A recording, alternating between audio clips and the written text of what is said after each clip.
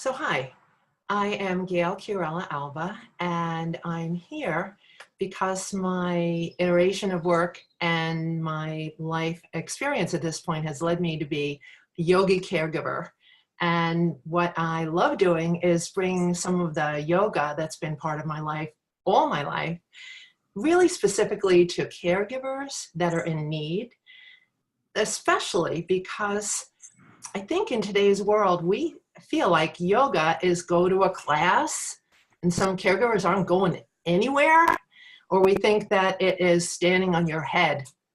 And we don't do that when we're caregiving.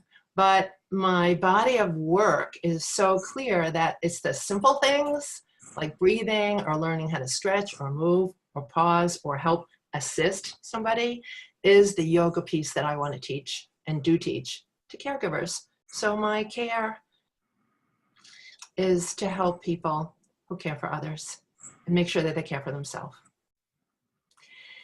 So as far as who I've cared for along this journey, I realized that not everybody has the beautiful experience that I've had of recognizing people that needed care in my close vicinity. I grew up in Brooklyn, New York. My grandma and grandpa lived in the same apartment building.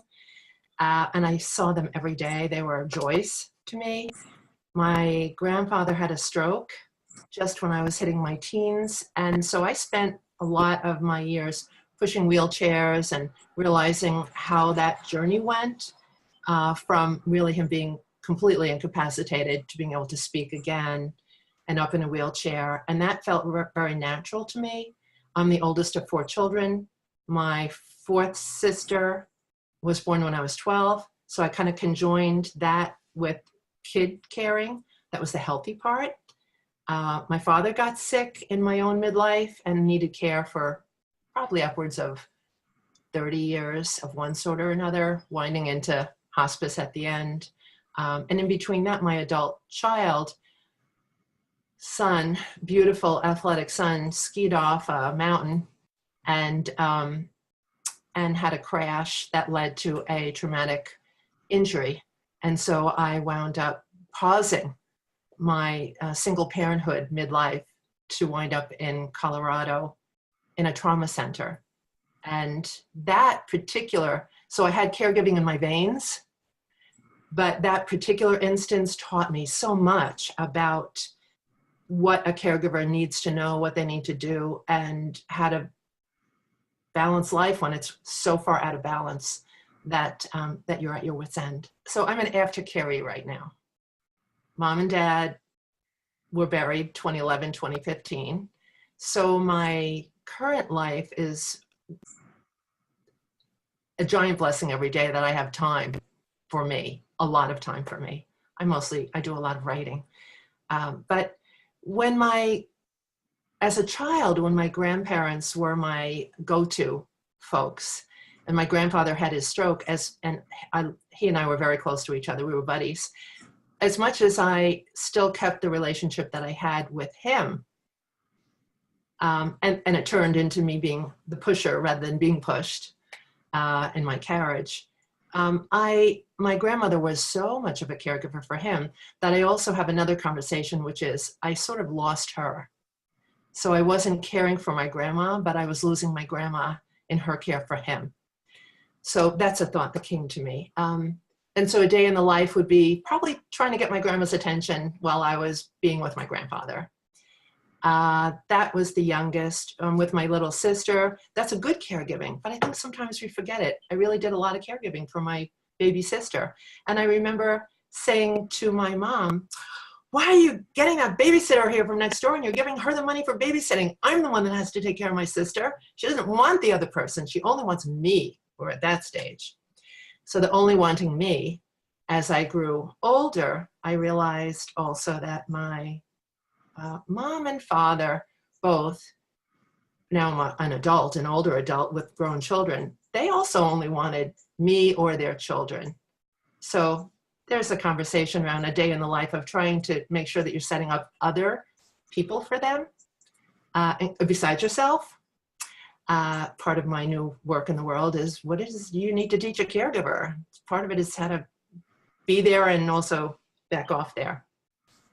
With my son, who I have to say is so clear and so healthy and so got past it, but he is very unusual in the annals of the severity of his injury and his ability to be who he is today. The journey between here and there upended my life. So I was living in New York, and then I got a call literally from a trauma surgeon one day on a Sunday, and he said, "We just want you to know your son was intubated before he left the mountain. That's a good thing." I didn't know what that meant at the time, but and I just sat down. I knew it was bad, and I said, "Just tell me what to do." He said, "Pack a bag, get on a plane, be prepared to stay." So the day in the life of that is a kind of unique experience. Everything that I had at home was not what I could rely on, and yet all the professional caregivers were in place. Nonetheless, I found my role as the hub of the wheel, which is something that a caregiver to me needs to realize, because the doctor might say, "I'm the hub." The nurse might say, "I'm the hub," and they keep changing. The consistent person is you. You're the one that notices all the things that are changing, and you're the one that sees what's going on every day. And so my son and I went through literal life support, post-life support, in hospital rehab, inpatient rehab, outpatient rehab, and then the years following. So how my family is involved in caregiving along with me is a great question, because it is a family affair, always. Even if they seem to be so far away that they're not really involved, they're involved. We're all thinking and we're all doing. With my son, my former husband came out to Colorado, and he flew back and forth, particularly in the beginning, which caused a renewal of our ability to be a team with my son, again, who was in hospital. So we were being the team, given that he was having trauma care. And it also showed me that this is why we're not together. This is why we're not married. And that was evident in our different approaches. It was also a blessing and a grace, because he would leave. I was primarily there by myself. That was a good thing. And I think that sometimes we have to decide really who's going to be the one. With my parents, I have 3 siblings, and some of that is a slippery slope. Was a slippery slope and is a slippery slope, because each individual can believe that they are either doing more or not doing enough, or somebody wants somebody else to be doing something different than they are. One of my sisters had a much closer physical relationship to my parents. They lived around the block from each other. I lived in another state. I wound up moving to the state where my parents were. And for the last 5 years of their lives, I moved from New York to Pennsylvania, primarily because they were both in need. And I knew that I wanted, as a personal choice, to be closer and live some of that end time with them. I knew it would be really good for all of us. So I chose that. And it was really good for all of us. The thing that I want to say about family is communicate, communicate, communicate. So some of that was me pulling for information. I really had to work hard at that. I started an online forum for our family to let each other know what was going on, and to some degree that was really helpful. So we all at least had the same page. I was finding like I'd go visit my mom to take her out, and somebody else would have already been there and should be gone from the room. So for me, working toward better communication and acceptance that everybody's role is different. Mine was more specific to oversight in some ways than to wanting to maybe do the shopping for her laundry stuff or filling her kitchen. I didn't do much of that. One of my other siblings did a lot of that. But when it came to keeping on top of what did the doctor say and what meds is she on and how does that work, I was on that like a dog. So communicate, communicate, communicate. I love the question, thinking about blessings, especially when it relates to caregiving. I think it's not a common question. And there are many. Some of mine have been the closeness that I have with my son. I don't know how to frame that other than that it created even more between us, even more between us. The feelings that I had for my grandparents, we already talked about that. The blessing was just having them. And I think seeing actually the stages of elder care and how that works, and I was able to have the closeness. I actually talk to a lot of people now who say that they really don't.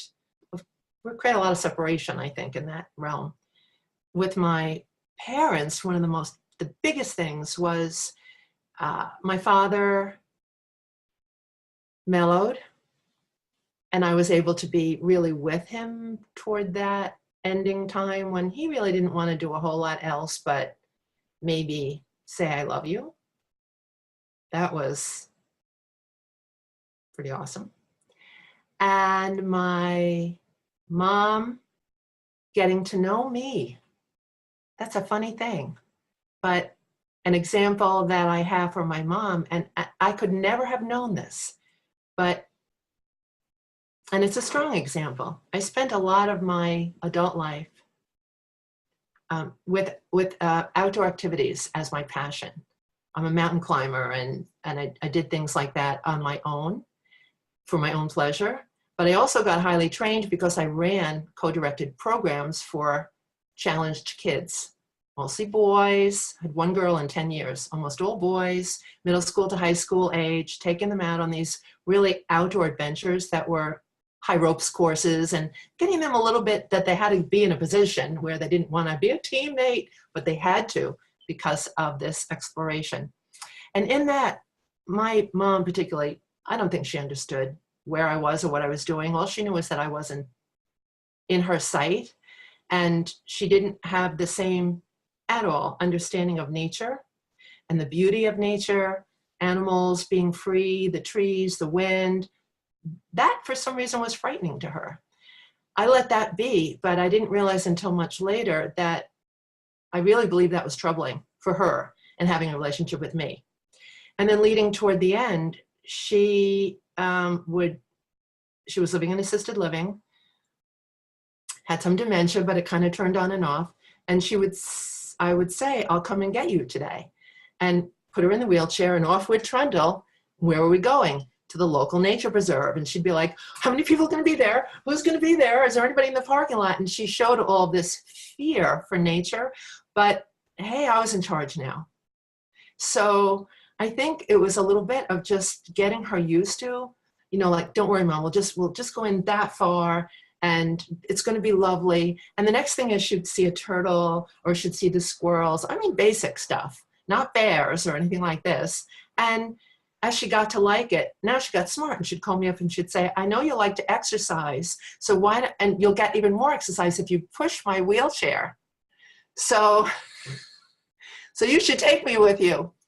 And one of the last things that she said to me before she really went into the end stage of hospice, which a person's not really speaking much anymore, she said, I never understood you. I never understood you. And I said, I know, Mom. And I gave her a big hug. And that was so healing for me. I couldn't have talked her into it no matter what I did. I couldn't have explained it no matter what I did. She needed the experience of us together, just she and I, on those trips that were just ordinary 2 hours a day trips, to see what I could bring to her that she could understand differently.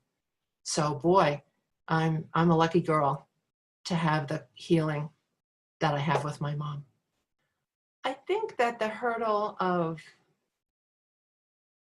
I always made it work, but there are so many hidden costs to caregiving.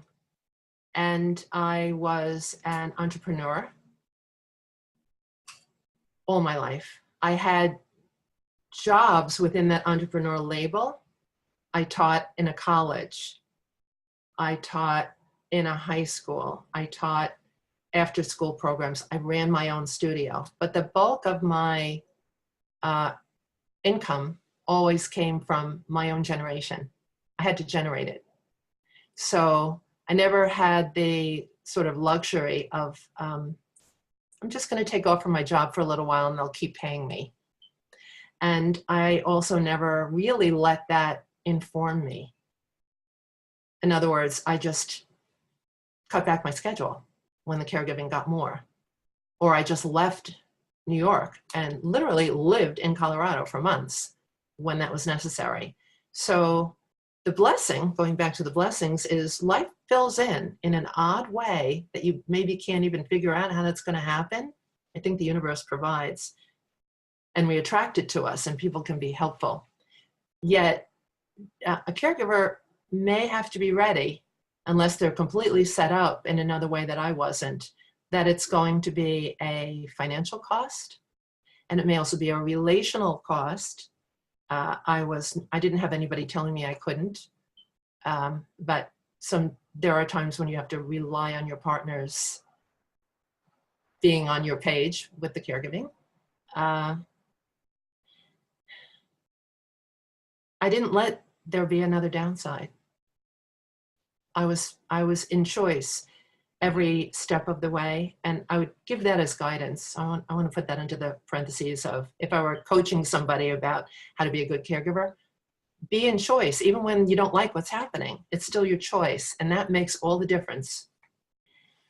So the toolbox that I drew from as a caregiver, the outer one, I'm not going to speak too much, but to say that when you need help as a caregiver, find it and get it. For me, that meant really advocating for my parents, particularly my parents, to get the assistants, aides, senior helpers, whatever other folks we could enroll, lasso, hire, whatever we needed to do to help them out. So that was help to me as well. And similarly for my other caregiving roles. But the biggest tools that I had were internal tools. And I would say that there were 4 that I'll bring up here. And the first was how to take a deep breath.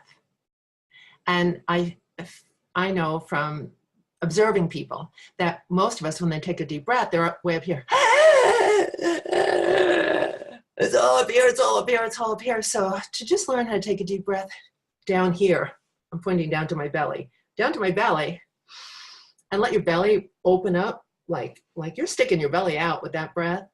That's a whole nother avenue. So deep breathing is probably my biggest tool. And I would say to anybody listening to this, y'all gonna say, I know how to breathe, but unless you're breathing like that, it's not the tool of your breath. So breathing deep to really enliven yourself, it's like getting a breath of fresh air. The second thing that I learned to do was to observe my thoughts and pause them. Pause the thinking that I was having. So, oh, I'm in a hurry. Oh, my mom. Oh, I'm worried. Oh, this, oh, that, oh, that. Just like look at myself doing that and then pause it. And there's been some research that if you can do that for 17 seconds, I'm not going to say how the 17 seconds came about because I don't know, but there's research that if you can pause that process for 17 seconds, it breaks the link between the hurry that you're feeling or the anxiety that you're feeling, and you can reset. You can always pick up the worry again, which is why we have to rinse and repeat, but you don't have to pick up the worry. That was a big thing for me. The other thing was adjusting my body, always through caregiving, because some of it I was, as we all are, you're waiting in an office, you're waiting and you're waiting and you're hurry up and wait.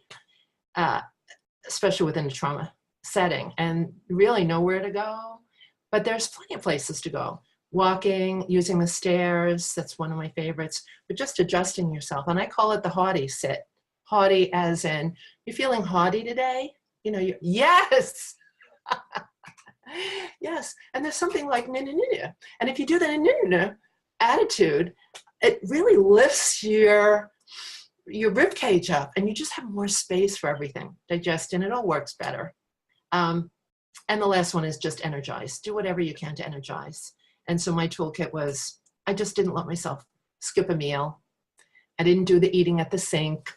I didn't, and I had water. I became a person that something like this may as well have been just strapped onto my arm like an oxygen tent. It was like go nowhere without the water. As an external tool, this is just something that I noticed. It's anecdotal, but I think that it's true, that my mom, particularly at the end, she got very thin. So she was a slight person. I'm guessing that a person that tiny, like whatever water hydration she had was precious, because she was just so little, like a little stick. And I would come to pick her up, to take her out, and I would notice, like, it would have been called by her staff people, she was having a bad day. She'd be nervous, her knees would be knocking, her walker would be there, oh, get me out of here, I can't wait till get out of here. And I would just give her the tiniest little bottle of water that they had in this assisted living, the size tiny, and just say, okay, Mom. And I had to trick her a little bit, but take a sip of water and then we'll go. And I really was not going to leave till she finished that little bottle. And I can tell you that between the time that I got there and the time that we left, the only difference was the water, and she was a different person.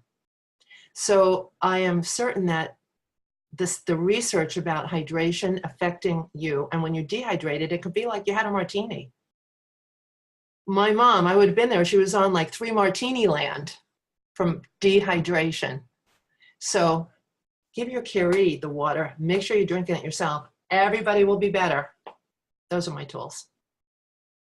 When I was in the throes of caregiving, which of course, as we've already established, have many different stages and ages, but I would say that the throes of it was the demands outranked the other things that maybe might have been on my agenda if the demands weren't that high.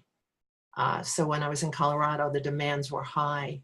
As my parents aged and got more needy, and I was fulfilling more of those needs, the demands were high. And the biggest thing that I would say, there's a saying in Aikido, which is a Japanese martial art, that I'm going to connect the dots here, is go in the direction of the fall. Go in the direction of the fall. If your opponent is pushing you this way, you want to fall back that way. That's different than that, right? This is all kinds of, I'm going to fight this, I'm going to fight this. Going in the direction of the fall when you know how to fall, and then you can maybe fall backwards and you can get back up again, is a skill. I'm explaining it in that way, but I went in the direction of the fall a lot. If I thought I had A on my plate that day and it wound up being B, I went with B. Saves you a lot of trouble. My days off from caregiving almost always involve being social, which I have a lot of love for because I love people.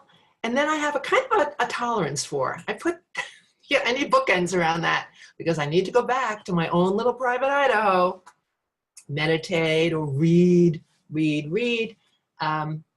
And in both those ways, nature is probably my best friend.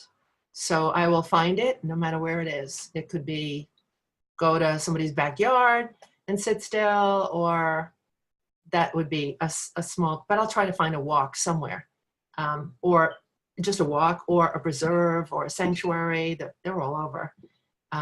Or literally go out, and I'm a camper hiker person.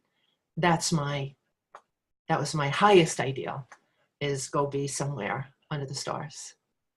When we speak about hindsight, the biggest thing that I would say to somebody who might see caregiving in their future is you can bet on the fact that there will be caregiving in your future. So you might think it's going to be with person A, and then it winds up, oh, it wasn't person A, because either they got better, they might have died, they might have moved, something might have happened.